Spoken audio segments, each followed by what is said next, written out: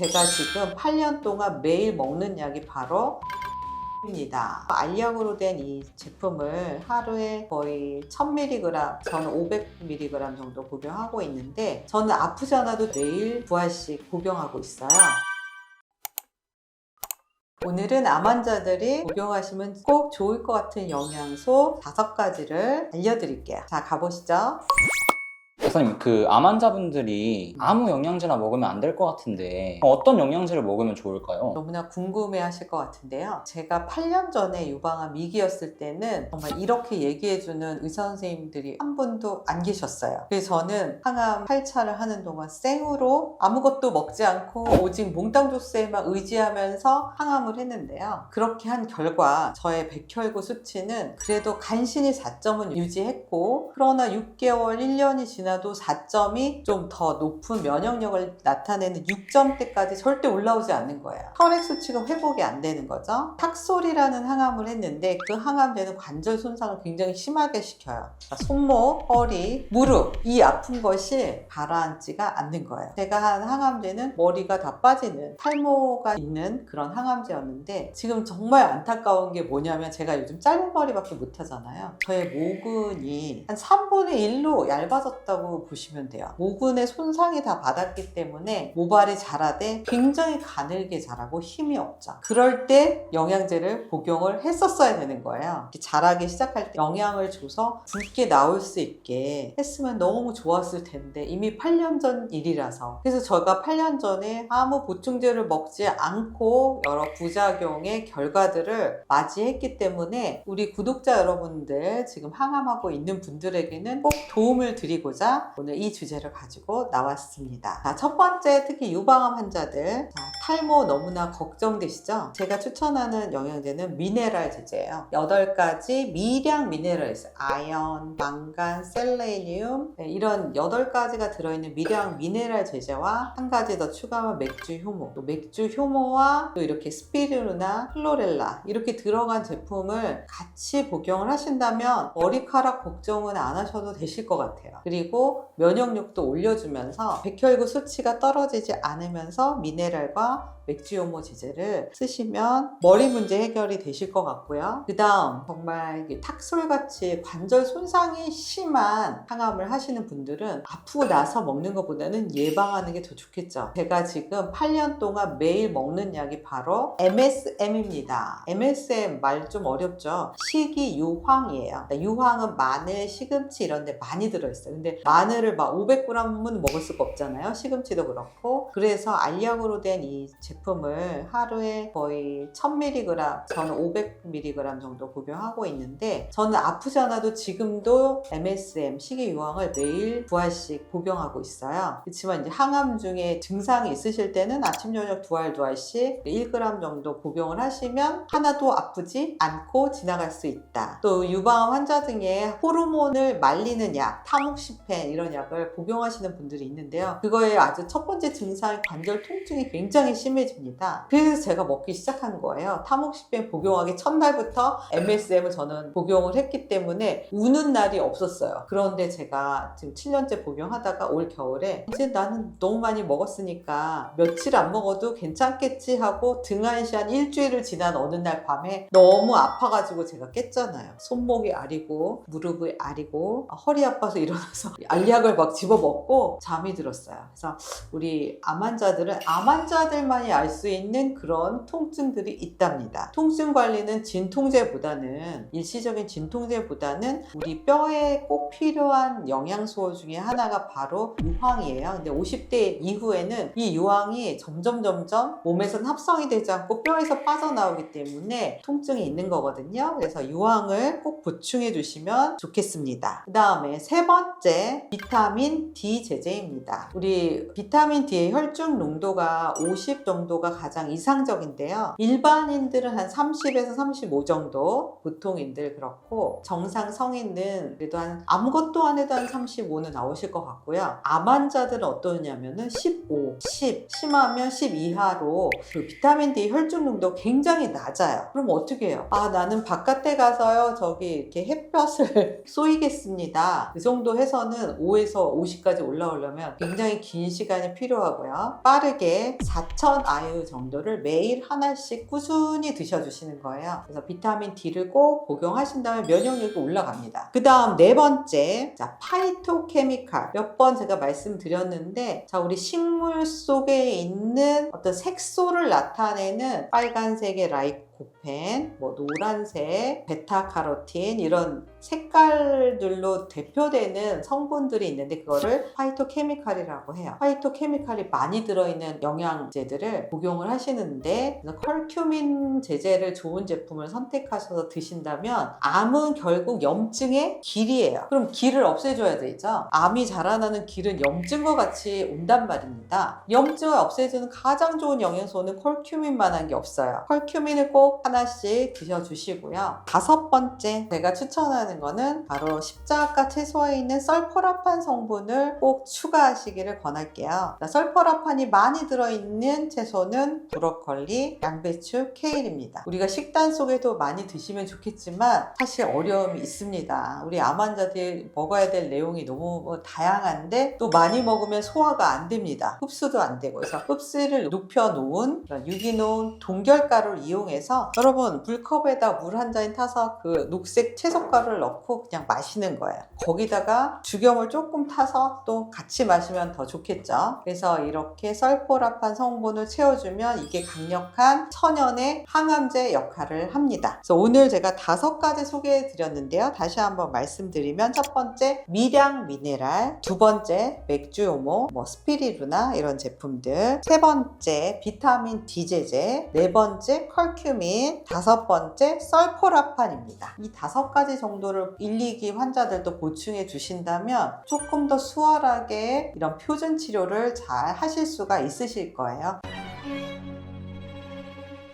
항암 중, 표준 치료 중에 주의해야 될 영양제 3가지 오늘 소개해 드릴 텐데요. 첫 번째는 콜라겐, 두 번째는 철분제, 세 번째는 글루타치온입니다. 뭐 일반 젊은 분들도 많이 지금 이너 뷰티가 요즘 강화되기 때문에 피부 탄력을 해서 우리 콜라겐, 글루타치온 제제 많이 쓰고 계신데요. 물론 우리 정상인들에게 아주 좋은 영양소이죠. 그러나 우리 항암 중인 환자에게는 좀 주의해야 될 영양제이다 라고 해서 오늘 소개시켜 드리려고 합니다. 콜라겐 하면은 되게 이제 피부에 좋다고 많이 알려져 있잖아요. 그렇죠. 근데 이게 암 환자분들한테는 안 좋을 수가 있는 건가 보네요. 네, 왜 그러냐면은 TME라고 해서 튜머 마이크로 인바이러먼트, 종양 주변의 미세 환경이 요즘은 세계적으로 굉장히 주목받고 있는 환경입니다. 암세포가 있고 그 주변 환경이 어떠냐에 따라 암의 증식이 빨라지고 또 멈춰질 수도 있다는 것이죠. 콜라겐이 TME에 영향을 준다라는 연구 결과가 너무나 많습니다. 예를 들면 이 암을 둘러싸고 있는 공간이 종양 미세 환경인데 콜라겐 섬유가 암세포에게 길을 내주고 있다라는 뜻이에요. 그런 연구가 있는 거죠. 네네네. 그러니까 콜라겐 섬유가 많아지면 이 주변 환경이 어떻게 되냐면 암세포가 2배에서 5배의 전이 능력을 획득하게 됩니다. 콜라겐은 암세포한테 아주 고속도로를 깔아준다. 특히 어떤 암에 굉장히 영향을 많이 주냐? 유방암, 췌장암, 폐암 같은 이런 고형암에 콜라겐이 많아지는 순간 전이 속도가 빨라집니다. 저한테 상담 온 환자 중에서 그동안 무슨 영양제를 복용했나요? 이렇게 하면 콜라겐을 집중적으로 굉장히 긴 시간 복용한 환자가 있으셨어요. 그분에게 이제 유방암이 왔고 좀 약간 기수도 높게 오셨거든요. 당장 콜라겐을 끊어라. 특히 이 종양 주변에 콜라겐으로 꽉 이렇게 둘러싸여 있다면은 밀집도가 높아진다면은 우리 몸의 T세포라든지 암을 공격하는 면역세포가 이 콜라겐을 뚫고 암한테 올 수가 없게 돼요. 이해되셨죠? 쉽게 얘기하면 면역세포가 가는데 방해가 된다. 이 섬유성 벽이 딱 이렇게 생기면서 주변에 성벽을 쌓아준다라고 생각하시면 돼요. 콜라겐이요? 네, 콜라겐이 암 주변에 성벽을 쌓는다. 네, 이해되셨죠? 그러면은 우리 몸이 공격하는 세포가 암세포를 공격을 할 수가 없습니다. 그래서 결론적으로 콜라겐이 너무나 풍부한 풍부하신 분들은 면역 항암제에 대한 반응이 떨어질 수 있다라는 보고가 되어 있습니다. 그러니까 좋은 세포들이 네. 뭔가 암을 이제 공격을 못하는 거네요. 콜라겐이 그렇죠. 막고 있어서. 콜라겐이 많아지면은 이 항암제도 종양 속으로 들어갈 수가 없게 됩니다. 항암제에 대한 내성이 굉장히 높아집니다. 물론 콜라겐은 좋은 성분이죠. 근데 암 환자분들에게는 그렇죠. 안 좋은 암 거네요. 환자에게는 안 된다. 콜라겐 축적이 전이와 직결되는 암을 한번 알려드린다면 유방암, 호르몬 양성,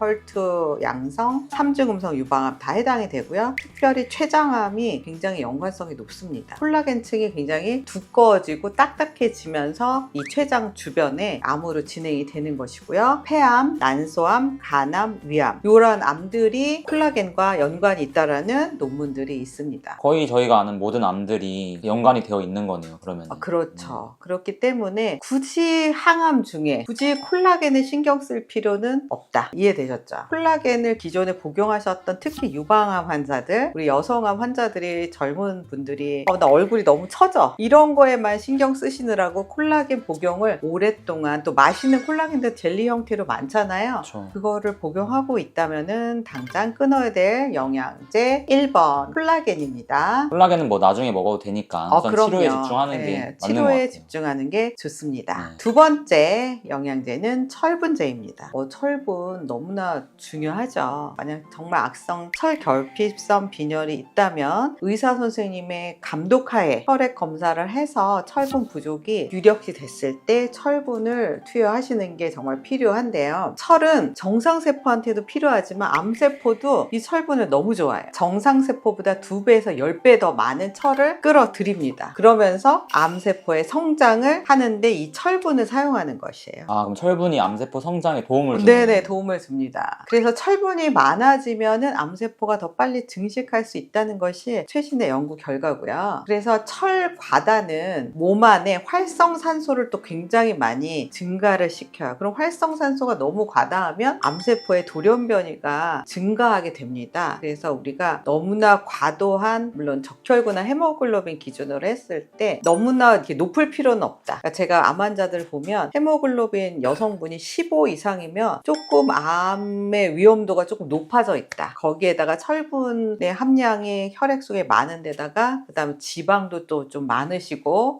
콜라겐이나 이런 영양소만 만약에 섭취를 하셨다면은 암의 발생률이 높아진다. 철분, 특별히 유방암, 난소암, 대장암, 간암이 의존성 이런 대사를 하는 암인 경우가 있습니다. 이런 경우에는 해롭게 됩니다. 그 다음에 이 철분 역시 아까 말씀드렸듯이 종양 미세 환경, 튜머 마이크로 인바이러먼트를 악화시킨다는 거예요. 철분이 많게 되면 T세포, 면역세포의 기능이 떨어집니다. 그리고 역시 면역이나 표적 치료제 반응이 떨어질 수 있기 때문에 철 과다는 안 되고요. 아드리아마이신이라는 그런 항암제나 백금제 항암제를 쓸 때는 철분제를 쓰시면 상호작용이 일어날 수 있다. 좀 쉽게 말하면 네. 철분제도 그런 좋은 세포들의 능력을 네. 약화시키는 네. 그런 거죠. 네네. 그리고 이제 혈액 검사 중에서 CRP라는 염증 수치가 굉장히 상승돼 있다는 거는 우리 몸에 급성 염증이 많이 있고 많이 자라거든요. 그럴 때 만약에 철분제를 섭취한다. 그럼 암이 더 부스팅 되겠죠. 더 빨리 자라겠죠. 또 하나는 페리틴이라는 수치가 있어요. 더 헤모글로빈보다 조금 더 철분의 상태를 볼 수 있는 수치인데 얘가 오버되어 있는데도 나는 지금 항암을 잘 막기 위해서 철분을 먹고 또 때로는 우리가 소고기 이런 철분이 많은 음식들을 과도하게 섭취할 때는 암이 활성화될 수가 있다입니다. 특히 이 페리틴 수치는 난소암 이런 여성성 암의 페리틴 수치가 급격히 상승되어 있는 경우가 많습니다. 그래서 난소암, 자궁암, 유방암 이런 경우에 혈액 수치에서 페리틴 수치도 조금 추가해서 나의 철분 상태는 어느 정도인지 정상인지 저하인지 아니면 과도한 상태인지를 한번 체크해 볼 필요가 있습니다. 그거는 그러면 이제 병원에서 하면 되는 거예요? 그렇죠.